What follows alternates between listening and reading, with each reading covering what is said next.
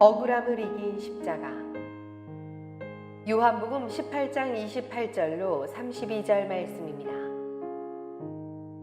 그들이 예수를 가야바에게서 관정으로 끌고 가니 새벽이라. 그들은 더럽힘을 받지 아니하고 유월절 잔치를 먹고자 하여 관정에 들어가지 아니하더라. 그러므로 빌라도가 밖으로 나가서 그들에게 말하되 너희가 무슨 일로 이 사람을 고발하느냐?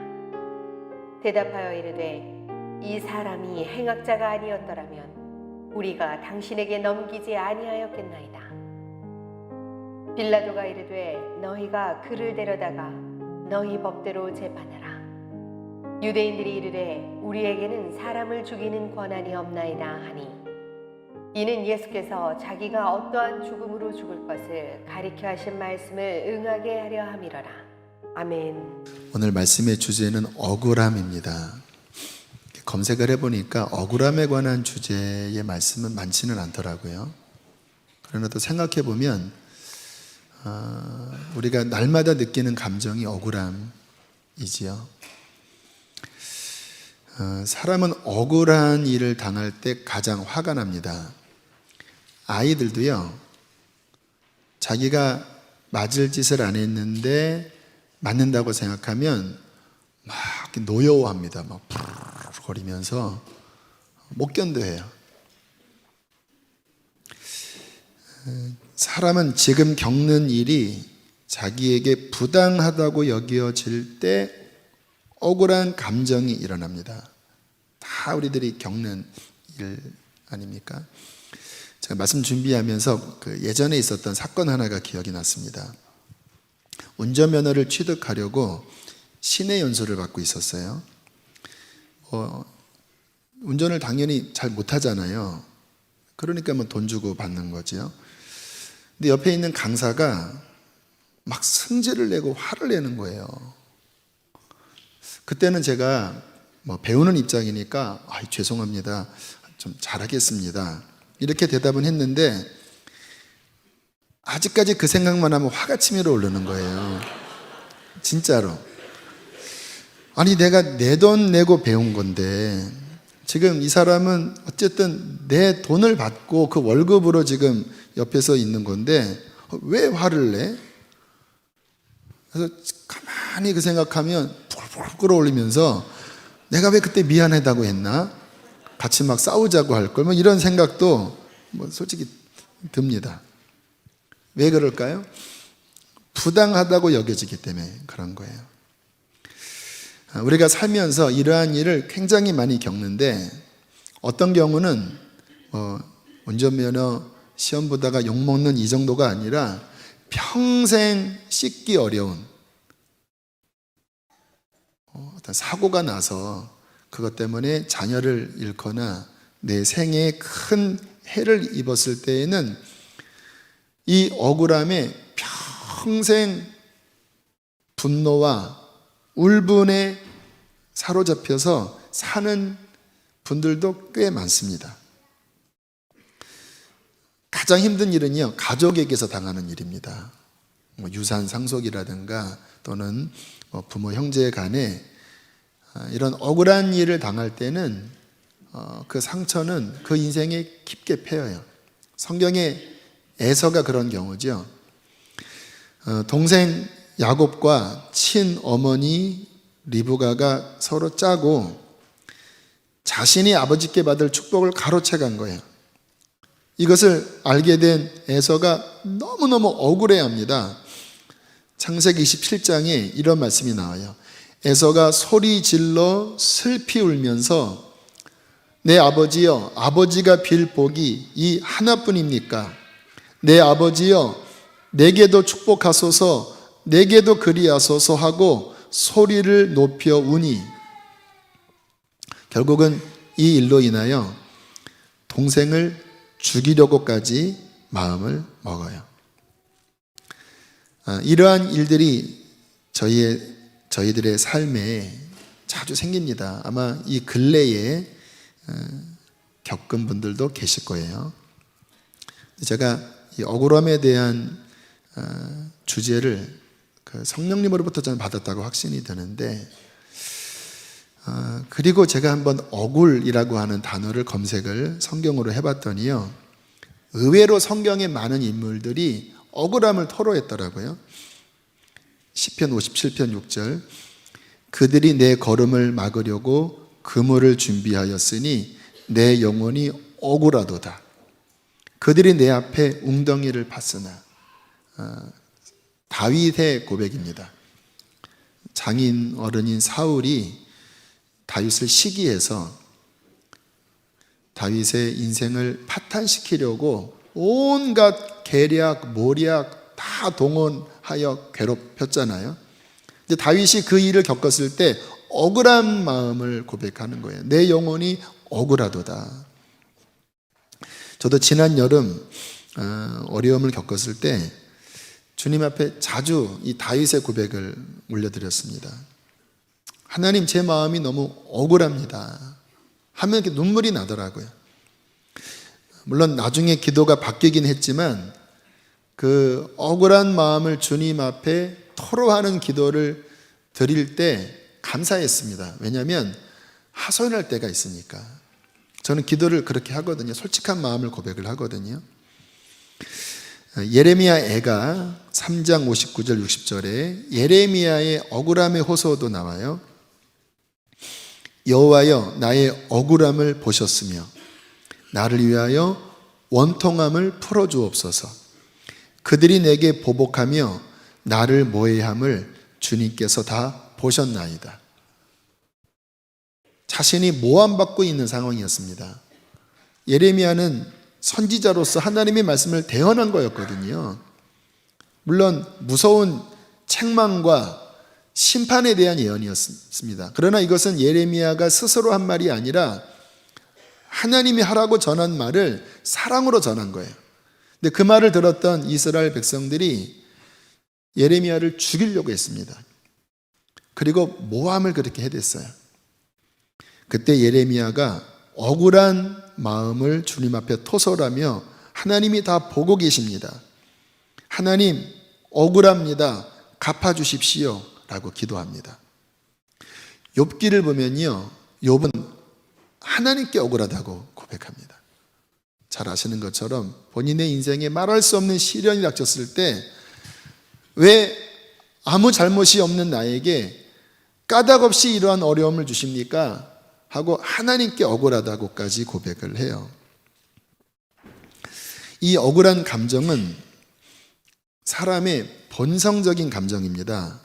이 근원은 정의와 공정함에 대한 욕구에서 나오는 거예요. 다시 말하면 나는 이게 올바르다고 생각하는 거예요. 그런데 내가 지금 겪는 일이 그 공정함, 그 정의에서 벗어나 버린 거예요. 그리고 그것 때문에 내 삶에 피해가 올 때 그 공정함에 대한 욕구에서 억울함이 터져 나오는 것입니다. 그리고 내 힘으로 해결할 수 없을 때 좀 누가 이것을 알아주시고 갚아주십시오 라고 부르짖죠. 요한계시록을 보면 6장에 하나님 보좌 앞에 순교자들이 모여있는 장면이 나옵니다. 그런데 그 순교자들이 하나님께 뭐라고 탄원하냐면 우리의 피를 갚아주지 아니하시기를 어느 때까지 하시려 합니까? 주님을 위해서 순교를 당했지만 그 피가 하나님 앞에 공정함을 부르짖고 있는 장면이에요.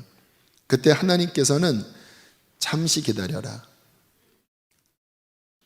조금만 참아라. 때가 되면 나의 공의가 이루어지게 될 것이다 라고 그들을 위로하시는 장면이 나와요. 우리 하나님은 의로우신 분이십니다. 그래서 부당함에 대한 호소에 대하여 귀를 기울이시는 분이라고 나와요. 출애굽기에 보면 과부가 어려움 가운데 있을 때 그들을 착취하지 말아라. 또 과부나 고아가 혹시 무엇을 꾸었다 할지라도 그것을 막 억지로 뺏지 말아라. 왜냐하면 그들은 어려운 자들이 아니냐.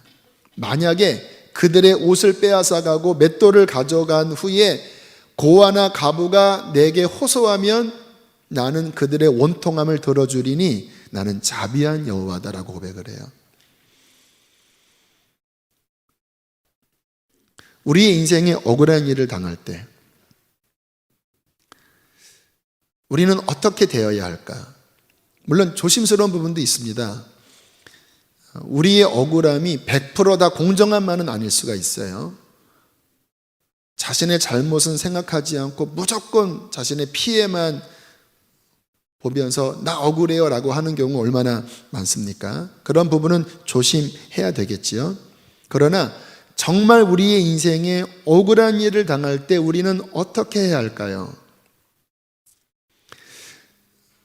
제가 이제 요한복음 18장 예수님의 십자가 지시는 이 챕터로 들어가서 말씀을 묵상할 때 주님이 억울함에 대한 주제를 보게 하셨습니다. 그리고 예수님의 십자가를 묵상하면서 이 부분에 대한 어떤 복음적인 통찰력을 주님이 제 안에 갖게 하셨어요. 여러분, 예수님의 십자가를 바라보면 주님처럼 억울한 분은 세상에 없습니다. 억울한 십자가예요. 제가 말씀을 드렸잖아요. 공정함에 대한 호소가 억울함이라고. 우리 예수님은 아무 죄가 없는 분이잖아요. 인간은 아무리 의로워도 털어보면 다 먼지가 나옵니다. 왜? 죄인이니까. 아무리 본인이 억울한 일을 당했어도 그것을 공정하게 따져보면 100% 상대방 과실은 없어요. 그러나 우리 주 예수님은 흠도 없고 점도 없는 역사상 유일하게 무흠한 분입니다. 자기의 죄만 없는 정도가 아니라 그분이 이 땅에 오신 이유는 인간들을 사랑하셔서 오신 거예요. 그들의 묶임을 풀어주시고 그들에게 하나님의 의로운 뜻을 보여주시고 그들의 질병을 고쳐주시면서 선한 일을 행하신 분이 예수님이시거든요. 그런데 18장부터 예수님의 이 십자가의 재판 장면을 보면 온갖 모함은 다 받고 계셔요. 억울한 거지요. 심지어는 예수님께 귀신 들렸다고 하고 사람을 속이는 자라고 하고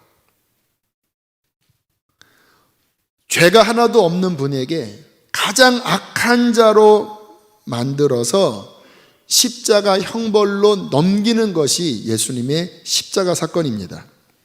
정말 공정함으로 따지자면 예수님처럼 억울한 분은 없어요. 주님께서 그 십자가를 지실 때 어떠한 마음이셨을까? 구약 성경에 보면 그 예수님의 모습을 좀 더 구체적으로 예언을 하고 계시는 장면이 이사야서에 나옵니다. 이사야 50장 6절에 이렇게 말씀하고 있어요.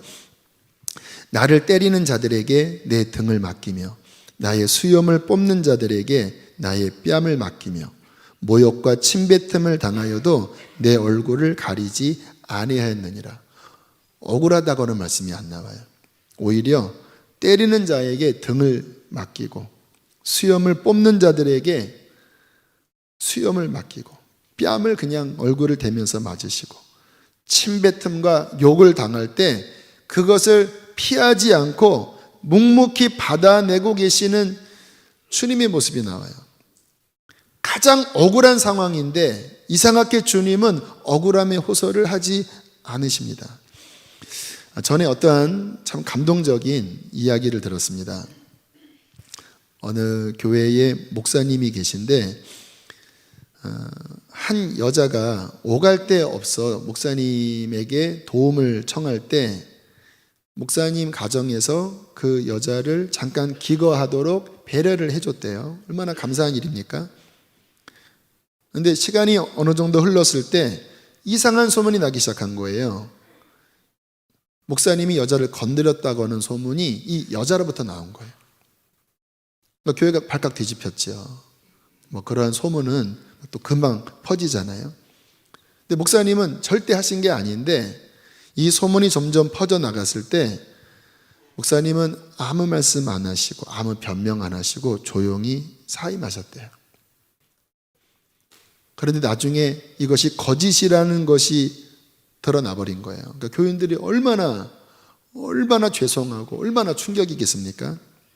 목사님에게 가서 정말 죄송하다고 그렇게 회개했을 때 이 교인들이 목사님에 대한 존경이 더 깊게 되었다고 하는 그 이야기를 들었어요.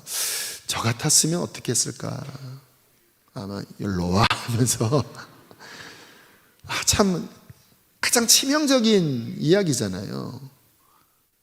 배려를 해준 건데, 사랑으로 배려를 해준 건데 그게 오히려 역으로 등에 칼을 꽂는 일이 일어났을 때 가장 억울한 일이 아니겠습니까? 여러분이 그러한 일을 겪게 되신다면 어떻게 반응하시겠습니까? 당연히 쉽지 않으시겠죠? 그러면 그냥 우리는 우리 방식대로 대하겠습니까? 여러분, 우리의 신앙생활의 목표는 예수 그리스도를 닮는 것입니다. 그게 진정한 상이에요. 신앙의 목표는 특별한 체험이 아닙니다. 그런 체험 없어도 유별난 요란한 그러한 은혜 받지 않아도 내 삶에서 묵묵히 예수 그리스도를 닮아간다면 그것은 가장 큰 복을 받는 것이라고 믿습니다. 근데 이럴 때 주님을 닮는 훈련을 하는 것 정말 중요한데, 저를 비롯해서 교인 중에 대부분은 이러한 억울한 일이 내게 올 때 주님을 닮은 모습을 결코 보이지 못합니다.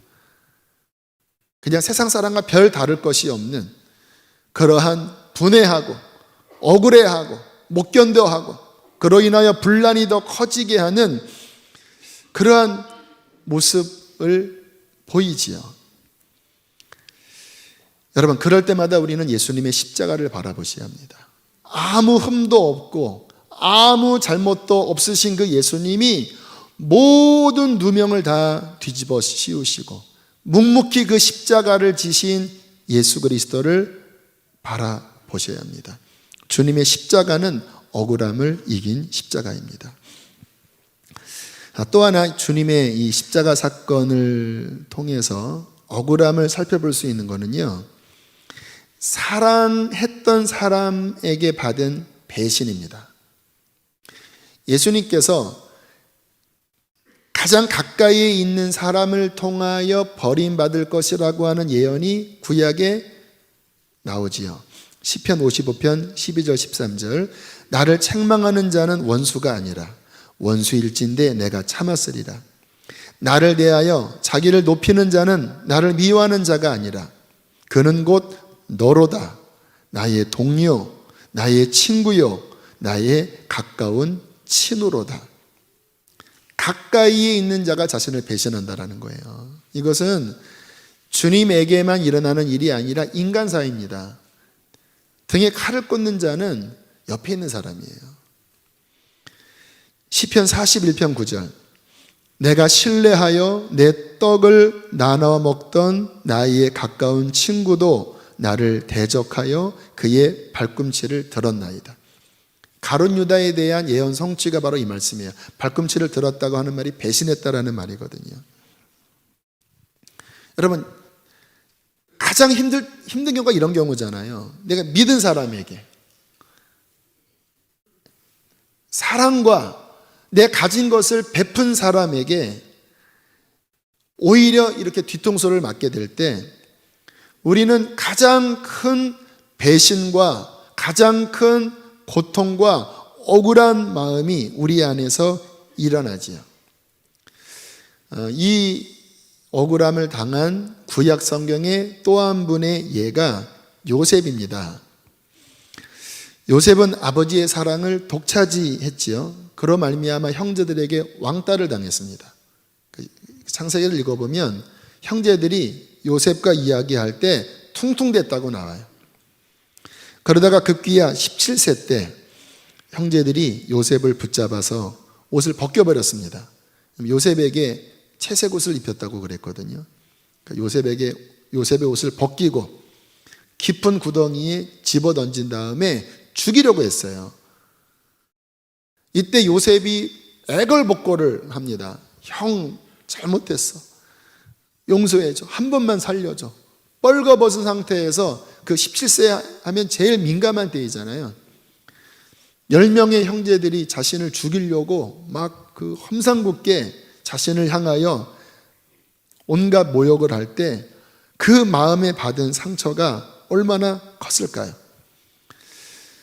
시간이 한참 지나 요셉과 요셉의 형제들이 조우하는 일이 벌어지지요.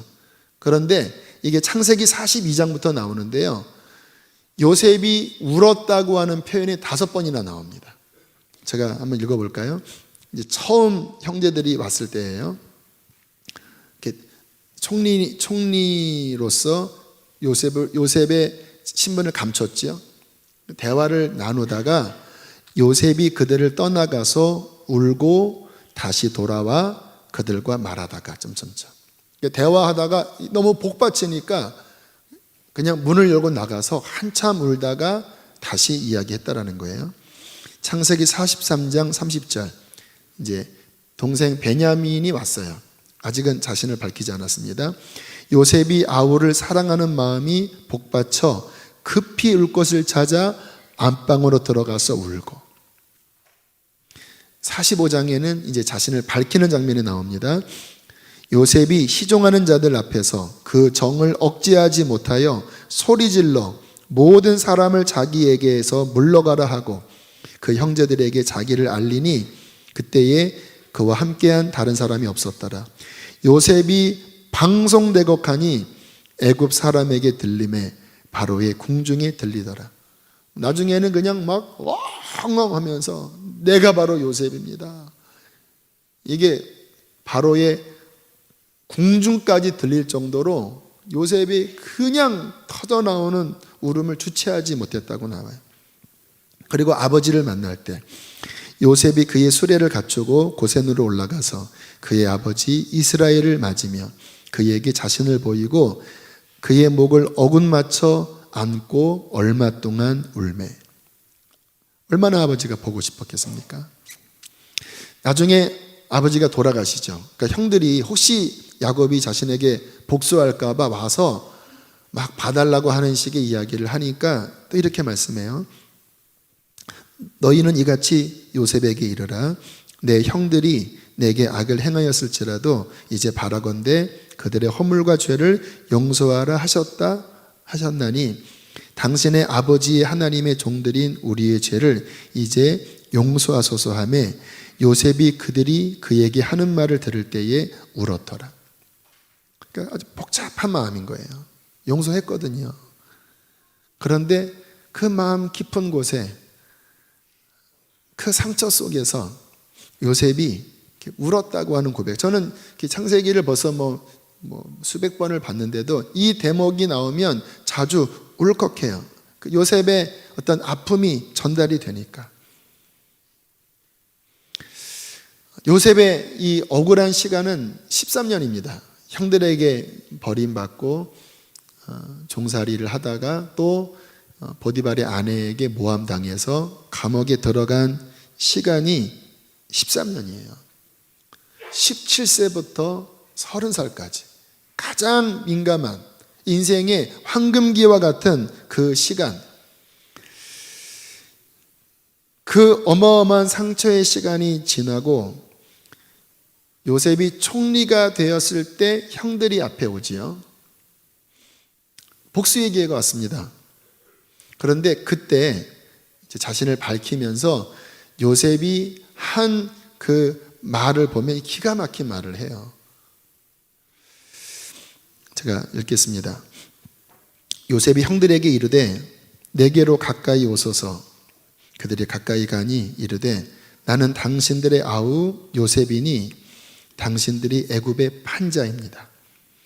당신들이 나를 이곳에 팔았다고 해서 근심하지 마소서, 한탄하지 마소서. 하나님이 생명을 구원하시려고 나를 당신들보다 먼저 보내셨나이다. 하나님이 큰 구원으로 당신들의 생명을 보존하고 당신들의 후손을 세상에 두시려고 나를 당신들보다 먼저 보내셨나이다. 그런즉 나를 이리로 보내기는 당신들이 아니요 하나님이시라. 요셉의 입장에서 생각해 보면 기가 막힌 말을 하고 있는 거예요. 요셉은 어마무시한 억울한 일을 당했지만 억울함에 잡혀서 살지 않았어요. 많은 인생들이 억울함에 잡혀서 삽니다. 아버지에 대한, 엄마에 대한, 형제에 대한, 또 누군가에 대한 억울함에 잡혀 사는 사람이 있어요. 여러분, 사람이 억울함에 잡혀 살면 인생이 불행해집니다. 관계가 다 깨져요. 왜요? 그 쓴 뿌리에서 계속 쓴물이 나오기 때문에. 근데 요셉은 그 엄청난 일을 겪었는데 과거에 잡혀 살지 않았어요. 그 형들에게 매여 살지 않았어요. 이것은 자동으로 된 것은 아닙니다. 요셉이 믿음으로 싸웠던 것 같아요. 왜냐하면 첫 아이를 낳았을 때 이름을 므낫세라고 짓습니다. 뜻이 잊어버리다라는 뜻입니다. 하나님의 은혜 가운데, 그러나 또 자신의 마음 안에 복잡한 마음이 일어날 때마다 잊어버리자. 그 형들의 얼굴을 잊어버리자. 내 날아간 이 가정, 그 사랑하는 아버지를 잃어버렸잖아요. 하지만 그 고통을 나는 더 이상 기억하지 않으련다. 그래서 큰아들 이름을 부를 때마다 므낫세 하면서 본인이 자신의 마음을 치유하는 거예요. 하나님의 은혜가 역사했겠죠. 므낫세, 나 잊었어. 왜 꿈을 꾸지 않았겠습니까? 꿈속에 사람이 이 정신적인 트라우마가 있으면 아무리 신앙이 있어도 괴롭히는 경우가 있잖아요. 아마 꿈속에서 그 형들의 잔인한 눈빛, 아마 식은땀을 흘리며 일어날 때도 있었을 거예요. 그럴 때마다 기도하고 하나님 도와주십시오. 하나님 잊어버리게 해주십시오. 므낫세, 잊어버리다. 그 자신의 신앙 고백을 그렇게 하지요. 근데 그러다가 형들이 눈앞에 온 거예요. 그리고 문득 10대 때 꾸었던 꿈이 생각이 나는 거예요. 그리고 지금 일어나고 있는 이 엄청난 흉년을 보게 된 거예요. 그러면서 요셉이 쭉 인생이 정리가 됐습니다. 그리고는 형들에게 이야기합니다. 형님들, 나는 형님들을 미워하지 않습니다. 이 사건에는 하나님의 깊은 뜻이 있었습니다. 해석이 되는 거죠. 지금 와서 보니까 하나님이 우리의 온 가족의 생명을 건지시기 위해 형님들을 통해 나를 미리 애굽에 보내셨던 것입니다.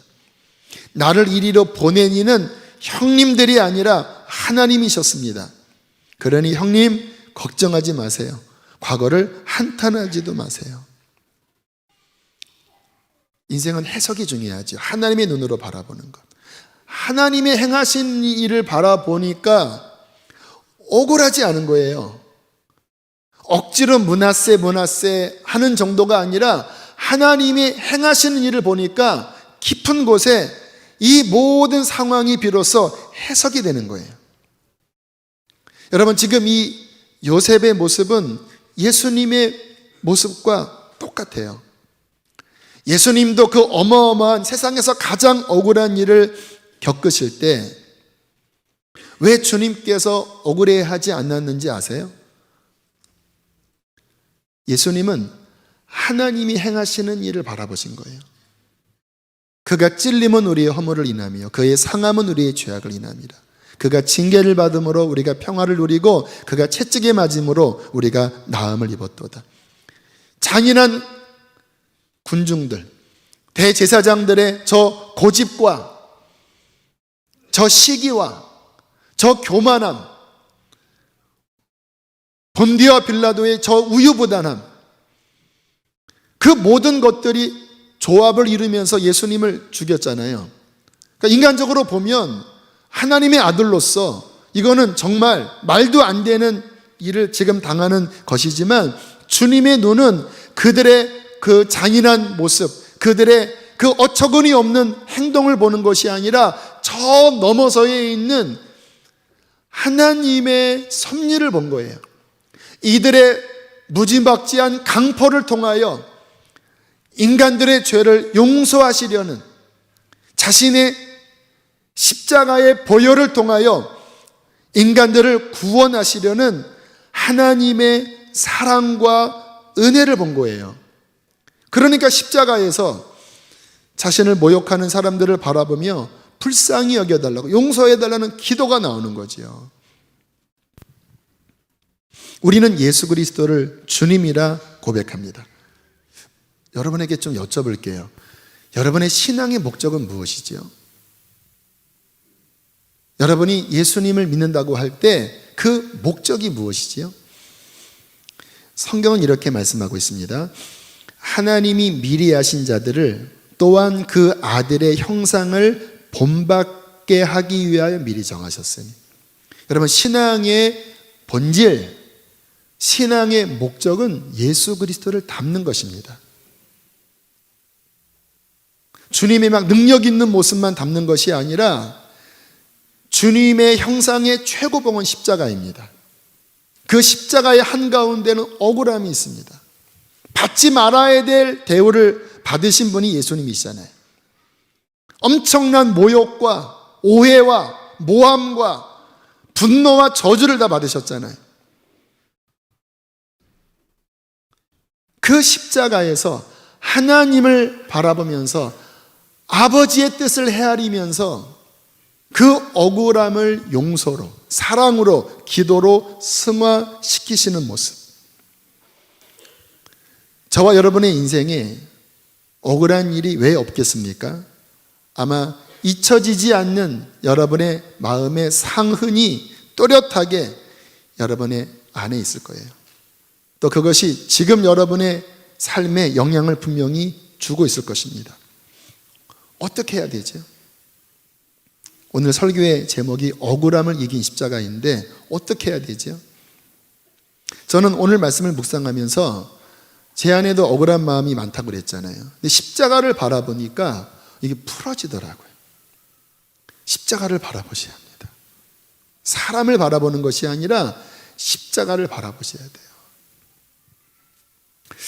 지난 여름 제 마음에 억울한 마음이 많았다고 말씀을 드렸습니다. 하나님 억울합니다. 너무 원통합니다. 평상시엔 제가 이런 기도 거의 안 드리거든요. 근데 그 기간에는 정말 하나님 앞에 자주 하나님 억울합니다. 하나님의 기업을 그들이 뜯어먹고 있습니다. 하나님 속상합니다. 어떻게 하시겠습니까? 그렇게 호소의 기도를 드렸어요. 그런데 어느 순간부터 성령님께서 제 시각을 이렇게 확 바꿔주시더라고요. 하나님이 행하시는 어떠한 일들이 보이기 시작했습니다. 하나님이 훈련하시는 게 보였어요. 그리고 하나님의 주권이 결국 출애굽기에 바로의 마음을 강팍하게 하신 분도 하나님이시잖아요. 물론 그렇다고 악이 면제된다라는 말씀을 드리는 것이 아니에요. 아까 말씀을 드렸죠. 하나님의 공의는 창세 전부터 창세 새말까지 한 번도 실오라기 하나만큼 사라지지 않습니다. 그분께서는 모든 공정함을 반드시 이루실 것입니다. 그러나 그것만 바라보는 것이 아니라 주님께서 그 모든 인간 안에서 일어나고 있는 억울함과 불공정함과 그로 인한 아픔 속에서 하나님이 행하시는 어떠한 내 인간의 생각으로는 보지 못했던 그 영역이 보여지기 시작할 때 원망과 억울함에 잡혀 있었던 제 마음이 바뀌어지기 시작했어요. 그러면서 하나님께서 영적으로 주시는 무형의 많은 은혜들이 보여지기 시작했어요. 제 안에 일어나는 변화들, 그리고 교인들 안에 일어나는 변화들. 여러분, 지금 우리 교인들이 막 입주 청소하느라고 정말 토요일마다 너무들 고생들을 많이 하시는 것 같아요. 원래는 우리가 이렇게까지 할 필요는 없는 게 일반 공사인데 상황이 그러니까 지금 몇 주 토요일 날 청소를 하고 계셔요. 우아하게 들어오면 얼마나 좋을까요? 흰 드레스를 입고 이렇게 살짝 이렇게 들고 포장기를 이렇게 해서 싹 돌아와서 우리가 열심히 헌금했더니 이 정도면 괜찮아. 이래 얼마나 좋아요. 근데 지금 우리는 무수리 수준입니다. 걸레 잡고 막 닦는데 닦이지도 않고 막 뜯어지고 올라올 때는 이 융단이 깔려 있는 거 아시죠? 근데 그러면서 제가 느끼는 게 교인들이 더 정이 들겠다. 우아하게 귀부인으로 들어오는 것보다 무수리가 더 정이 드는 것 같아요. 이렇게 막 집 날르다가 막 다리도 막 찌시고. 그러니까 제 기도가 억울합니다 해서 요즘은 감사합니다. 감사합니다. 와, 한 주 한 주 지날 때마다 이렇게 변화되는 게 쏠쏠하지 않습니까? 여기 이렇게 이게 처음에 막 부실하다가 이 뒤에 스크린 나오니까 느낌이 괜찮지요? 근데 처음부터 딱 세팅됐다면 이런 감동 없다라니까요. 목사님 참 어거지입니다. 이렇게 생각하시는 분도 계실 거예요. 십자가를 바라보시라는 거예요. 주님보다 더 억울한 일을 당한 경우는 없습니다. 그리고 하나님이 행하시는 일을 바라보셔야 돼요. 안 보이면 성령님께 구하십시오. 그것 때문에 여러분 더 기도했고, 그것 때문에 주님 만났고, 그것 때문에 하늘나라를 더 바라보았다면 우리는 그것 안에서 요셉처럼 나를 이곳에 보낸 이는 형들의 분노가 아니었습니다. 물론 그것이 형들에게는 씻을 수 없는 과오겠지요. 성경에 이렇게 기록되어 있으니까 그것이 결코 잘났다고 합리화를 하는 의미는 아니에요. 신앙은 더 깊은 곳에 그 속에서 섭리하시는 하나님의 은총. 결국 요셉은 복을 2배로 받거든요. 자신의 2 아들 에브라임과 므낫세가 야곱의 아들로 기속이 되어버립니다. 요셉은 2지파가 되어버려요. 그리고 이스라엘 역사 초기에는 유다가 리더십이 아니라 요셉 가문이 초기에 리더십이 됩니다. 하나님께서 축복하셨어요. 어마어마한 그 젊은 나이에 말할 수 없는 고통과 그 억울함을 당했지만 주님의 행하신 일을 바라보고 잊어버릴 때에, 하나님을 바라볼 때에 하나님은 모든 것을 합력하여 최선의 선을 이루셨다는 거예요. 우리 안에 그 은혜가 있게 되기를 축복합니다. 특별히 오늘 말씀 듣는 분 가운데 지금 제가 드린 부분은 일반적인 경우를 지금까지 말씀을 드렸고요. 이 마지막은 그 정도가 아니라 특히 더 억울해하는 분들이 계실 거예요. 나는 억울한 감정이 많습니다. 내 마음을 열어보면 난 늘 억울합니다. 주차가 나보다 더 좋은데 내도 억울하고, 누가 조금 섭섭하게 하면 화가 나고, 울분을 잘 참지 못하고, 남편이 조금 못해주는 것 같으면 일주일 동안 말도 안 하고 쌩하고, 이거는 정상은 아니잖아요. 이러한 경우는 마음에 실은 병이 있는 거예요. 그냥 그 정상적인 울분, 그 억울함이 아니라 이 마음이 아파서 그러신 거예요. 그리고 그 원인의 뿌리를 가만히 들여다보면 실은 나의 부모님으로 인한 상처로 기인된 경우가 실은 대부분입니다. 100%는 아니지요. 그러나 많은 경우 그래요. 그러니까 내 어릴 적부터 내 마음 깊은 곳에 늘 불공정하다. 왜 남동생에게만 잘해줘?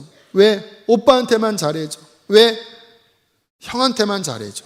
이러한 어떠한 마음 안에, 아주 내 마음의 뿌리 안에 그 억울함과 원통함이 깊게 자리 잡은 거예요. 물론 부모님이 그런 면에서 조금 실수한 부분이 있겠지요. 그런데 문제는 그것이 내 인성에 깊이 자리 잡고 있어서 이게 내 삶의 수레바퀴를 망가뜨리고 있는 거예요. 신앙생활을 하면서도 조금만 하면은 막 푸르거리고, 하나님께도 막 원망이 나오고, 그러니까 분명히 은혜는 받은 것 같은데 내 마음에 감사가 아닌, 내 마음에 요셉 같은 용서와 사랑이 아닌 내 안에는 늘 날카로움과 분노와 원망이 가득할 때 주님의 마음이 아니잖아요. 예수 그리스도를 닮는 자로 우리를 부르셨는데 그러한 마음 가운데 신앙생활을 할 때 하나님께 영광이 되겠습니까? 가족들에게 덕이 되겠습니까?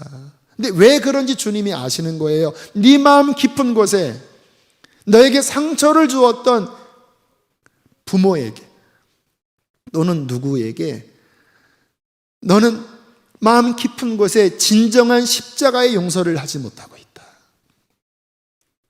오늘 성령님께서 그러한 분에게 사랑과 자비로 말씀하십니다. 용서해라. 돌을 내려놓아라. 그렇지 않으면 네 인생이 그로 말미암아 깨어진다. 늘 마음에 평안함이 없는, 하나님이 얼마나 가슴 아파하시겠습니까? 물론 쉽지 않다는 걸 알아요. 주님을 바라보십시오. 십자가는 능력입니다. 예수님의 모습을 바라보십시오. 그리고 은혜를 구하세요. 하나님, 이게 저입니다. 내 안에 수많은 돌들이 들려져 있습니다. 그때 나에게 상처를 주었던 나의 가족일지라도 저는 늘 돌을 마음속에서는 던집니다. 그러나 주님, 오늘 말씀을 통하여 주님을 바라봅니다. 주님은 십자가에서 내가 겪은 것보다 억만 배 더 큰 억울함을 당하셨지만 주님은 용서하셨습니다. 아버지의 뜻을 바라보셨습니다. 저도 그 주님을 닮을 수 있게 하여 주십시오. 성령님께서 도와주실 것입니다. 주님이 당신을 사랑하십니다. 함께 우리 이 시간 찬양을 부르고 기도하겠습니다. 시선이라고 하는 찬양입니다. 내게로부터 눈을 들어 주를 보기 시작할 때. 잠깐 반주해 주시고요. 여기에 이 가시면류관이 있는데요. 한참 어려울 때 어떤 교우가 저에게 선물해 준 면류관입니다. 이것이 예수님이 진짜 못 박히셔 가시 머리에 씌우셨던 그 가시래요. 요르단에서 갖고 왔다고 합니다. 왠지 저에게 선물해 주고 싶다고 해서. 상자가 너무 멋있었는데 열어보니까 이게 들어있더라고요. 지금은 제 방에 이렇게 걸어 놓았는데 볼 때마다 마음이 좀 섬찟해요. 우리의 삶이 이렇게 찌르는, 우리의 가슴을 찌르는 사람이 왜 없겠습니까? 그러나 주님의 가시 면류관은 우리의 치유가 되었습니다. 우리의 삶에 수없이 찌르는 가시가 있을 거예요. 왜? 주님도 그러셨으니까. 주님을 바라볼 때 그 가시가 변하여 향기가 될 것입니다. 약이 될 것입니다. 그 은혜를 오늘 붙잡으십시오. 우리 함께 이 시간 고백합니다.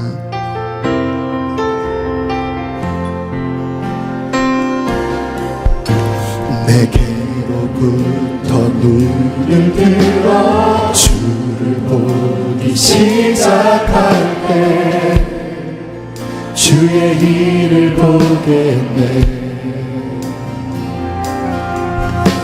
내 작은 마음 돌이키사 하늘에 꿈꾸게 하네. 주님을 볼 때 모든 시선을 주님께 드리고 살아계신 하나님을 느낄 때 내 삶은 주의 역사가 되고 하나님이 일하기 시작하네. 성령이 나를 변화시켜, 성령이 나를 변화시켜 모든 두려움 사라질 때 주의 일을 보내. 황폐한 땅 한가운데에서 황폐한 땅 주님의 마음을 알게 되리, 알게 되리. 주님을 볼 때 모든 시선을 주님께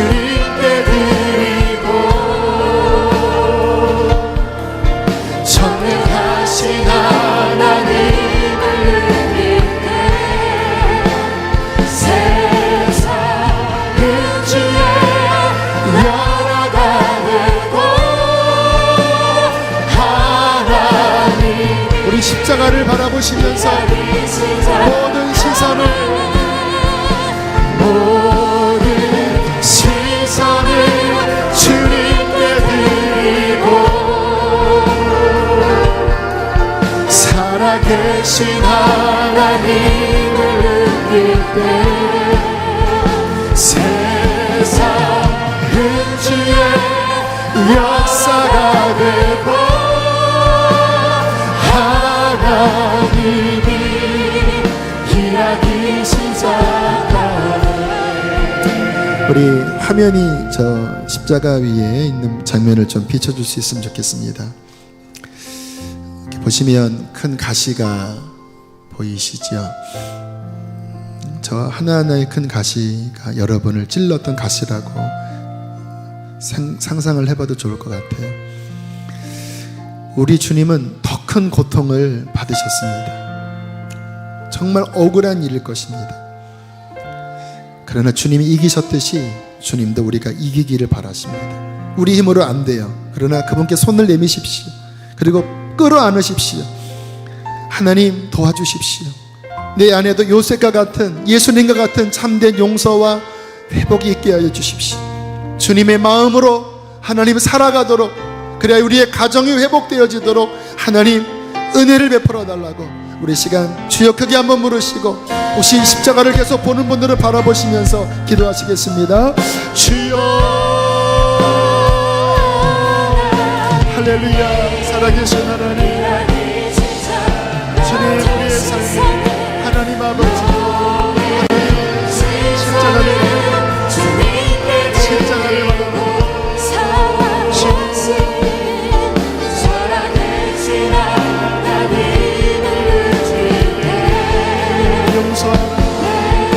너희에게 해를 준 자들을 용서하고 우리 하나님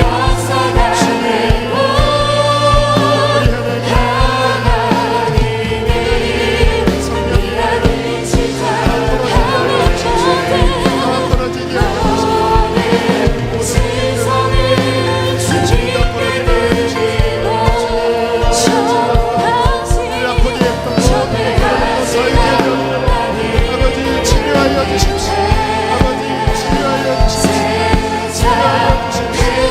치료하여 주십시오.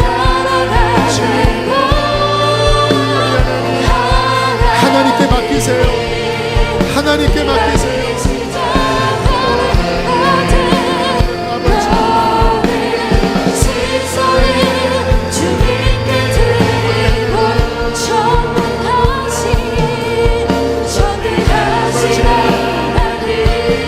성령으로 임하여 주십시오.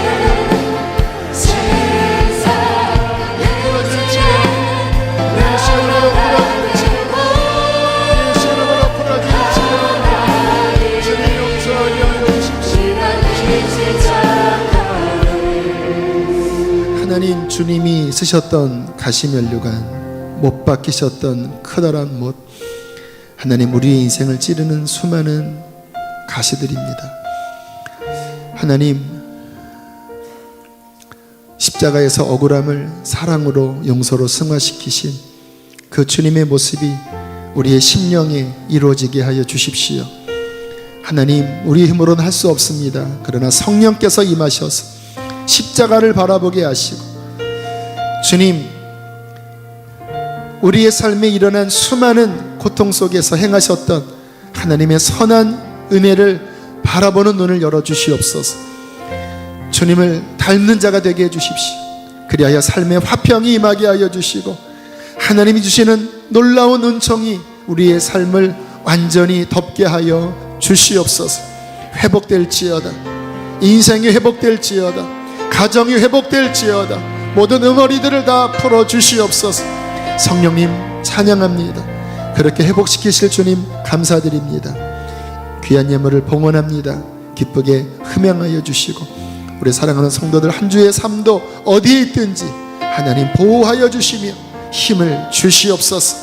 하나님의 은혜와 평강이 우리의 마음을 지배하게 하여 주시되, 아버지, 미움과 분노와 억울함이 우리를 상해하지 않도록 하나님 지켜 주시옵소서.